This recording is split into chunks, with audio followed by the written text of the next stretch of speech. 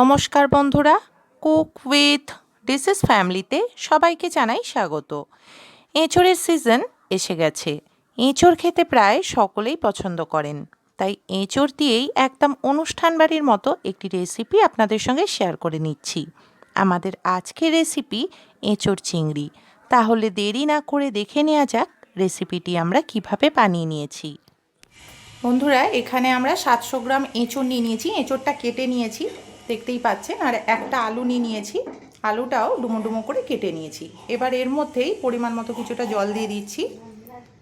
জলটা দিয়ে এঁচোড়টা আমরা একটু সেদ্ধ করে নেব। সিটি ওঠা পর্যন্ত এঁচোড় আর আলুটা সেদ্ধ করে নেব। গ্যাসটা জ্বালিয়ে নিচ্ছি।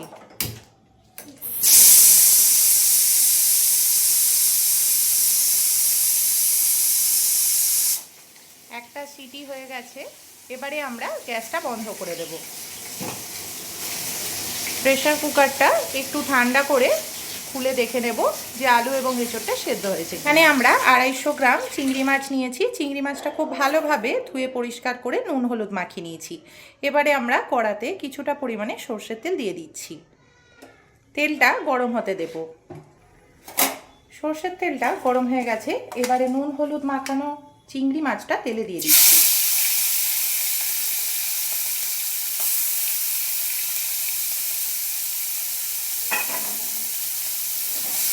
চিংড়ি মাছটা তেলে হালকা লাল করে ভেজে নেব।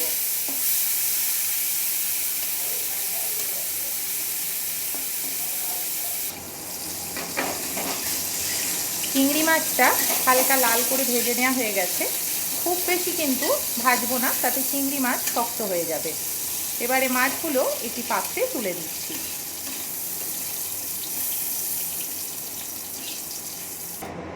মাছটা তুলে নিয়েছি, ওই তেলের মধ্যেই আরও কিছুটা তেল দিয়ে দিচ্ছি।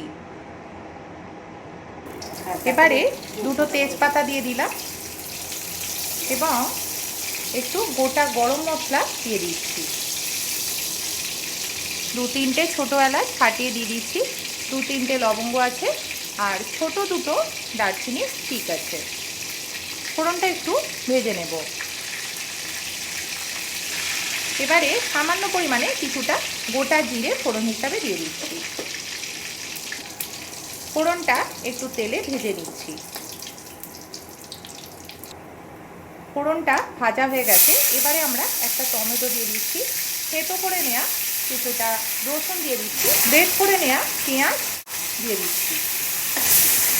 পেঁয়াজ, রসুন এবং টমেটোটা খুব ভালো করে তেল এবং ফোড়নের সঙ্গে নেড়ে চেড়ে মিশিয়ে নিচ্ছি। একটু ভেজে নেব। এবারে পরিমাণ মতো কিছুটা ধনে গুঁড়ো দিয়ে দিচ্ছি, জিরে গুঁড়ো দিয়ে দিচ্ছি, পরিমাণ মতো শুকনো লঙ্কা গুঁড়ো দিয়ে দিচ্ছি। ঝালটা অবশ্যই আপনাদের স্বাদ অনুযায়ী দেবেন। এবারে স্বাদ অনুযায়ী কিছুটা চিনি দিয়ে দিচ্ছি। মিষ্টিটা অপশনাল, আপনারা দিতেও পারেন, নাও দিতে পারেন। এবারে কিছুটা পরিমাণে হলুদ গুঁড়ো দিয়ে দিচ্ছি। স্বাদ অনুযায়ী নুন দিয়ে দিচ্ছি। সমস্ত মশলাগুলো খুব ভালো করে কষিয়ে নেব। এবারে কিছুটা পরিমাণে গ্রেট করা আদা দিয়ে দিচ্ছি। মশলাগুলো খুব ভালোভাবে তেলের মধ্যে কষিয়ে নেব। মশলাটা খুব ভালোভাবে কষিয়ে নেওয়া হয়ে গেছে, তেল ছেড়ে দিয়েছে। এবারে আমরা কিছুটা পরিমাণে টমেটো সস দিয়ে দিচ্ছি। সসটা দিয়ে খুব ভালোভাবে আবারও আদা, পেঁয়াজ, রসুনটা খুব ভালোভাবে নেড়ে চেড়ে নিলাম। এবারে আমরা দেখে নেব যে আলু এবং এঁচোড়টা সেদ্ধ হয়েছে কিনা। দেখতেই পাচ্ছেন খুব ভালোভাবে সেদ্ধ হয়ে গেছে। মশলাটা খুব সুন্দরভাবে কষিয়ে নেওয়া হয়ে গেছে, তেল ছেড়ে দিয়েছে, দেখতেই পাচ্ছেন।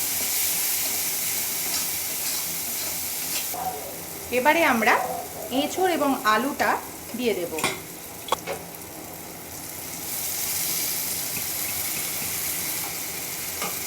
এবারে আলু এবং এঁচোড়টা সমস্ত মশলার সঙ্গে খুব ভালোভাবে নেড়ে চেড়ে মিশিয়ে নেব এবং এঁচোড় এবং আলুর সঙ্গে মশলাটা ভালোভাবে কষিয়ে নেব।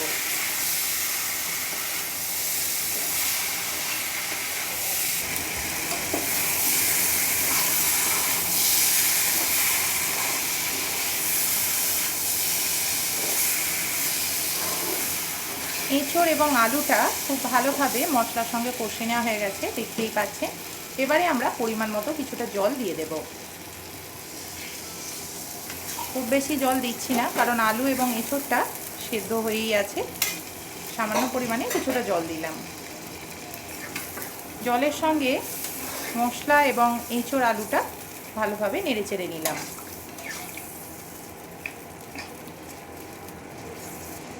এবারে আমরা ভেজে নেওয়া চিংড়ি মাছটা দিয়ে দেব।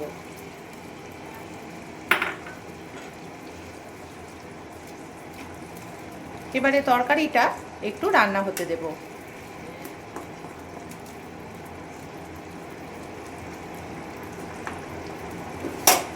দেখুন বন্ধুরা, তরকারিটা অনেকটা ঘন হয়ে গেছে। এবারে আমরা একটু কুচি করে নেওয়া ধনেপাতা দিয়ে দিচ্ছি।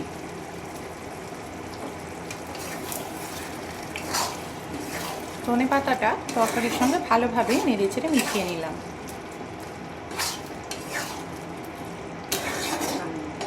এঁচোড় চিংড়ি তৈরি হয়ে গেছে। এবারে আমরা তরকারিটা একটি পাত্রে ঢেলে নেব। এঁচোড় চিংড়ি তৈরি হয়ে গেছে। রেসিপিটি একদম অনুষ্ঠান বাড়ির স্টাইলে বানিয়ে নিয়েছি। এইভাবে রেসিপিটি বানালে খেতে হয় দারুণ। বন্ধুরা, আপনারাও আপনাদের বাড়িতে রেসিপিটি এইভাবে বানিয়ে দেখবেন। রেসিপিটি ভালো লাগলে ভিডিওটিকে লাইক, কমেন্টস অ্যান্ড শেয়ার করবেন এবং আরও নতুন নতুন রেসিপি পেতে আমাদের এই চ্যানেলটিকে সাবস্ক্রাইব করবেন। সকলেই ভালো থাকবেন, সুস্থ থাকবেন। নমস্কার।